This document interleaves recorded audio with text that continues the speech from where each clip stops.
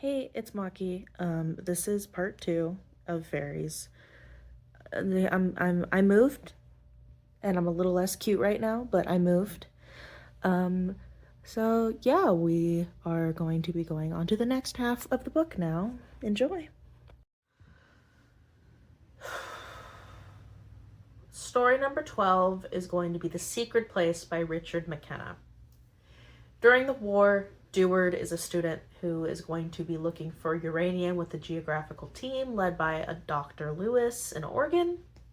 They are specifically in Oregon because 10 years earlier, a 15-year-old boy was found dead with a sack of gold ore and a crystal of uranium oxide. After 2 years of searching with his team, Deward is then left behind by the research team to continue to survey the area. It's like, gah, and then hires a secretary, but the secretary he hires, he looked specifically for her. Her name is Helen. She is that dead boy's sister, and he hired her because he wants to learn the location of where her brother found the uranium. Helen has sort of different phases and personality. She's got Office Helen and Desert Helen, but Office Helen is quiet and Desert Helen is kind of cuckoo and raves of a fantasy world that she knew with her brother Owen. Deward plays along and tries to drag information out of her with varied success by poking and prodding at her story. She leaves one morning after a fight that they had together, and she almost dies after she hikes into the desert. Deward follows her, tries to find her, finds her, proclaims his undying love for her. They marry, name their son after her brother, Owen. Their son has that same curious mind that his mother and his uncle had, which is going to be dangerous. And that's it. Story number 13 is going to be called The King of the Elves by Philip K. Dick. This one's honestly kind of a baller story. There is a man named Shadrach Jones. He owns a gas station along a stretch of highway in Colorado. One rainy night while he's working, he sees a crowd of tiny people who are holding another tiny person above their head, and they are apparently elves. And he takes in these stranded elves to his home. They're like, "Thank you so much, we didn't have protection. The trolls are out to get us." He's like, "Yeah, okay, come home with me." He's drinking on the first story, and the elves are upstairs in the room sleeping. And he's like, "Why did I do that?" Gets kind of angry and is like, "I'm gonna go upstairs and I'm gonna kick them out." Goes upstairs. When he gets to the room, the elves open the door and they're like, "Our king just died." They were like, he was like, "Oh God, your king just died." And they're like, "Yeah." And then in accordance to elf law and custom, he names the next king. "And our king named you with his dying breath." He was like, "So I'm your king?" And they're like, "Yeah, you're king of the elves." And he's like, "Yeah, okay." The next day he goes, he talks to his friend Phineas Judd.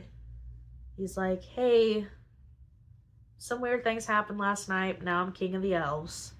And then at some point the whole town sort of figures this out and hears it. He's on his way home after work. He's like, "I'm gonna go to dinner." And one of the elves catches him on his way home and is like, "Hey, the trolls know that our king just died, and they think that we're weak without him. And since you're king of the trolls, we need to meet at the old oak tree to no. Since you're king of the elves, we need to meet at the old oak tree so we can talk about battle plans and how to defeat them, or else the trolls are gonna win." He says, Can I go eat dinner?" They're like, "No, it's important." He's like, "Yeah, okay." Goes onto Phineas's property because the oak tree is on this property. Phineas sees him and is like, "What are you doing?" Shadrach is like, "I'm gonna go meet the elves." He's like, "It's not time yet. Come in for a drink." Goes in for a drink, and they drink and talk. Shadrach is like, "Yeah, why did I accept this? Maybe I shouldn't be king of the elves. And then he notices that he's never really seen Phineas at night. Phineas smells odorous, and his fingers seem more bulbous and stubby, and, could Phineas be a troll? So he confronts him, and they get into argument and fight. Phineas moves to attack Shadrach, and then Shadrach manages to get the upper hand and bashes him to death. The elves show up, other trolls show up, they all start fighting, and the elves manage to drive the trolls off and kill a bunch of them. Yay, yippee, the elves won. Shadrach then learns that his friend Phineas was supposedly the great troll, as in the ruler of all trolls. He's like, no, that's my friend Phineas I just murdered. And then he gets a closer look, and he sees that under the torn shirt that Phineas was wearing is old chainmail and the insignia of the trolls. He's like, wow, can't believe that Phineas was actually a troll. He's like, that's crazy. I better go back to my life. Almost goes and leaves, and then he turns around and he's like, wait a second. I'm king of the elves. I should go with you guys. Goes with the elves, and they go to the land that the elves live at. And that's it. Story number 14 is going to be Flying Pan by Robert F. Young. Marianne works at a frying pan factory. She puts handles on pans because she is too proud to go home. At the old ripe age of 22, she is stuck in the mundanity of life, and it's Halloween. Her work is having a Halloween party, and she just keeps getting asked, do you want to go to the Halloween dance with me? Do you want to go to the Halloween dance with me? She's like, I don't like dancing. They're like, you could just say no. And so she starts going home and heading home. And since it's Halloween, the kids are all in costume and trick-or-treating, and she's like, oh, they're so happy. I'm too old to do that, and I'm sad. One quote, I think this is the only time I'm ever quoting from this book, that I thought was kind of telling in this story, is it says, ruts were made for untalented people. And if you were untalented, you ended up in one. Moreover, if you were untalented and were too stubborn to go home and admit you were untalented, you stayed in one. So keep that in mind for the future. Anyways, Marianne goes home. She has 2 letters that have been delivered to her. One is from her mom. She's like, the harvest is good. I love you. You should come home. By the way, our neighbor Howard has started renovating his house. She's like, okay, catching up. And then the second letter is actually from Howard, who says, babe, I miss you. And I miss you so much, but you never respond. But that's okay because I still love you. I'm renovating the house for us. Where should I put this bay window? I want to make sure it's got the best view for you. I want it best for you whenever you come back. I'll always be here waiting for you because I love you. She's like, damn, I left that dude. And then she hears a little tip-tapping up in her room, thinks that it might be the kids messing with her, and then she's like, wait a second, I live on the 6th story, so that doesn't really work. Goes up to her room, opens the window, and is shocked to find a tiny spaceship, which seems to be made out of a frying pan, with a little man standing next to it. The little man says that he is Prince Moy Trajano, Emperor of the 10,000 Suns, and leader of a fleet that is currently above the Earth waiting to bomb the planet. He's holding up a mini ray gun, and she's like, I don't know what that does, and he's tiny, but I guess I should be afraid. And he's like, I need batteries to fix my ship, like the ones in the flashlights. I need batteries. And she's like, sure, I'll get you batteries. She gives him the batteries. He threatens her a couple more times in the process and is like, when my fleet bombs the Earth, we're really just gonna bomb cities, so you should go home. You should get out of the city. She isn't really gonna wait for another sign at this point, despite how weird it is. So she packs up, sends a telegram to Howard that says, I love you, put the window facing the barn, I'm coming home on the first train available, and leaves. And then in the frying pan ship, which has got its own like little windows and lights and little Zippo engines, it's quite cool. Prince Moichihano is reminiscing about how he stole the frying pan to create the charade, and that humans are going to believe anything that they don't believe is real. And that he had to get Marianne home because the sweet boy Howard was really just moping around and he just felt bad for him. It's really too bad that humans don't believe in fairy creatures anymore, like brownies. And then that's the end of the story. Story number 15 is going to be My Father the Cat by Henry Slessor. Etienne Dauphine is the son of his mother and father, Monsieur Edward Dauphine, who is a cat who can speak English, French, and Italian, and also drinks cognac out of a goblet. His mother was a delicate woman. She was dainty and quiet. She bruised very easily. She was also apparently a changeling. Etienne is a handsome little guy. He's quite similar to his mother, but he also possesses large feline eyes and a swift countenance.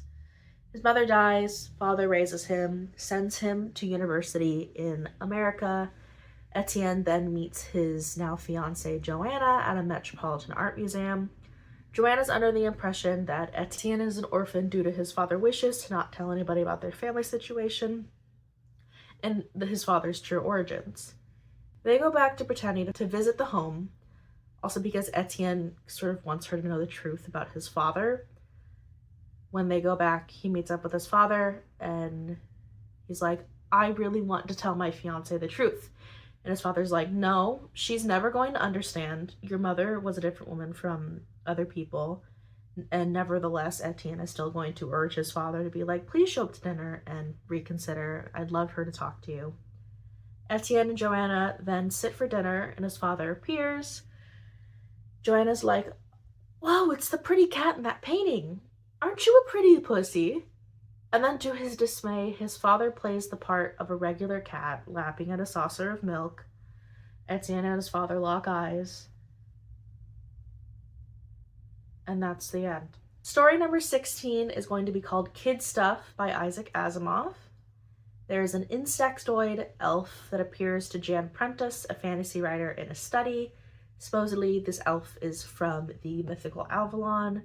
This insect elf is more beetle-based. It actually does mention that we typically have the idea that elves and fairies should have butterfly wings, but that's because it's a different kind of elf. The elf can manipulate minds and electricity and really wants help to have his world be more powerful. The elf is here because he needs Jan to use as a conduit for his power, because human minds are a greater source of power than elf minds. He also really wants to show the other elves how to improve their civilization by science and industrialization. So he's like, give me the books in your library that tell me how to make a plane. And you should do it. Jan's like, okay, sure, goes downstairs. He's like, what did you do to my wife? Jan's wife, Blanche, is under the elf's spell. The elf and his people, apparently their favorite treat is milk. And so Jan is like, okay, I'm gonna try and get this elf drunk. Feeds him alcoholic eggnog, but is unsuccessful as the elf saw the idea form in his head and was just playing along. With dismay, he's gonna head to the library to give the elf what he wants under the threat of his wife's murder. Their kid then comes home from school. The elf switches tactics to try and sway the kid in with an educational guess that children are going to be more prone to believe in the Fae than adults would. Unfortunately for him, children of this day and age believe in superheroes and cartoons and not fairies like they used to. The kid believes the elf is hurting his mother, and in a fit of panic while the elf tries to take psychic hold of him, absolutely obliterates this beetle elf with a book. Splat. He's dead. The end. Story number 17 is going to be The Long Night of Waiting by Andre Norton. Leslie, Rick, and Alex are three siblings that live in the old farmhouse on the property where their neighborhood is located. All the other houses are new. They live in the only original one. Alex, the youngest, is crying about their missing friend Matt and Lizzie. Leslie and Rick are going to try and soothe him by saying that their friends had to go home. In reality, their friends Lizzie and Matt are two siblings who went missing 110 years ago. They appeared recently back in the world. They apparently went to the other land where the people there hate iron and nature flourishes really well. If you eat too much of the food in the other land, you become like them. Them is capital them. We don't really learn much more about them. Lizzie and Matt used to live in the area that Leslie, Rick, and Alex live in when it was just one single farm. Lizzie and Matt are playing with the trio. They complain about how filthy and dirty the world is now, how stinky, loud, and chaotic cars are, and how in the other land it's very peaceful and the world is nothing like how their old life used to be. And it's only going to change with the more construction that people are starting to do. Lizzie realizes then that her and Matt aren't really normal anymore. There's something more, there's something other. And in a fit of rage before they go back to the other land, she's going to point her finger at a bulldozer and then upend it, flip it upside down, and break it apart with the psychic power of her mind. She also then throws seeds that she brought from the other land onto the broken machinery.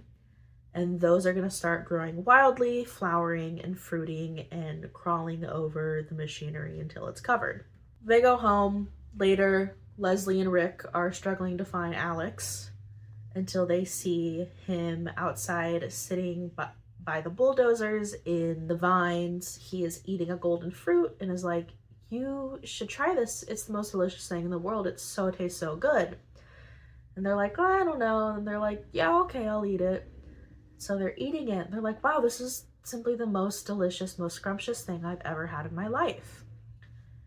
And all of a sudden the world starts to feel really gross and dirty, and they can't wait until the rule of iron is broken and the world is free again. And after a long night of waiting, they'll be free. And that's how that ends. Story number 18 is going to be The Queen of Air and Darkness by Poul Anderson. This is going to be about life on planet Roland. It is an Earth-like planet that some of humanity has immigrated to. There is going to be various, almost quite obscene amounts of sci-fi, scientific jargon, and lore.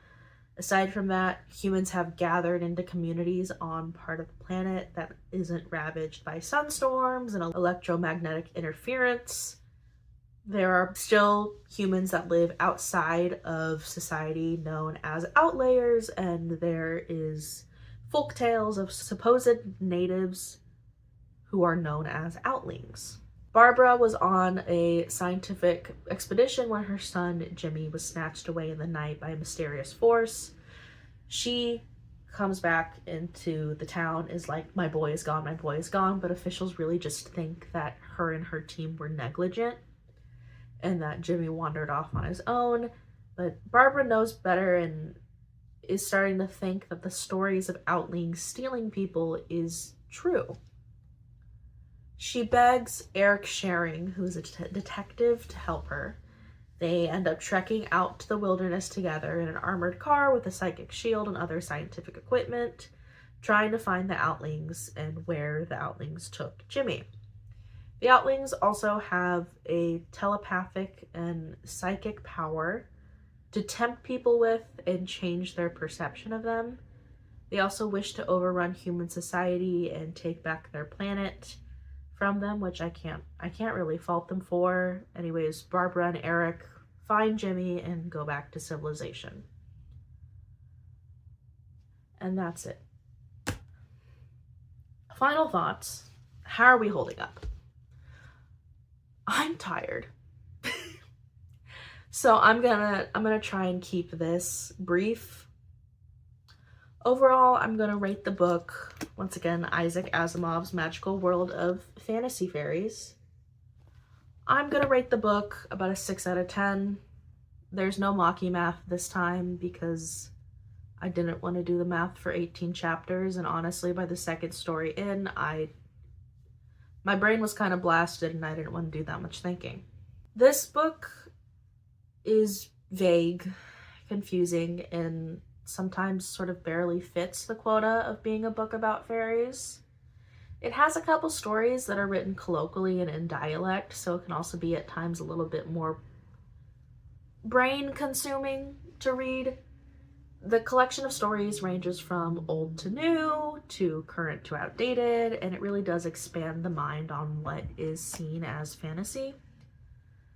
But I would say truly what the book is going to explore is the human condition and the need for more in our mundane life. The stories are often about experiences that perfectly normal folk just so happen to have that then change their life trajectory from that point onward. Or they just kind of keep chugging along in life. One of the two. There is sort of an innate need and want for whimsy and something more in our life than what we have just in front of us. I will say it's not a bad book. It's just not at all what I expected or hoped for it to be. And I mean, that does kind of hurt, seeing as I've held on to this book since high school. Thank you for sticking around. I'll be here reading other things since I finished this. If this is too much, you can also keep up with my much shorter reviews on Instagram or StoryGraph. I'm there. Anyways, goodbye.